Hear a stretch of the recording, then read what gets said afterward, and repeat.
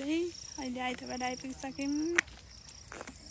आइतबारको स्कुल मासतिर अनि हामी घर चाहिँ यता जानुपर्छ।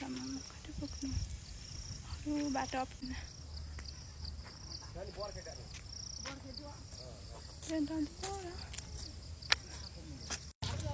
यहाँसम्म चाहिँ अब पिच थियो। यहाँबाट उता चाहिँ कच्चा बाटो छ, कहिले पुग्नु भारी पनि छ।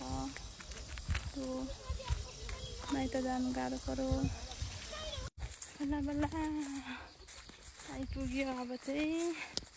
अनि हाम्रो मेरो माइत गाउँहरू चाहिँ त्यो सुनसान लाग्छ। कहिले यहीँ बस्यो, यहीँ हुर्कियो। अहिले चाहिँ तल हाम्रोतिर भन्दा पनि कस्तो फिटो छ नि त। यो चाहिँ मैले कति वर्ष अगाडि रोपिरहेको फुल। म बिहे गर्नुभन्दा अगाडि रोपेको अब 7-8 वर्ष भइसक्यो। अझै पनि रहेछ, राम्रो फुलेको रहेछ। यस्तो छ। यो चाहिँ हाम्रो दाइहरूको किचन। यता चाहिँ घर यस्तो छ हाम्रो चाहिँ।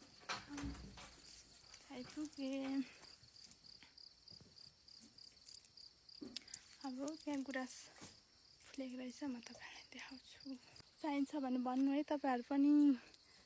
गुराँस 2टा टिपेँ। यो चाहिँ गुराँसको बोट।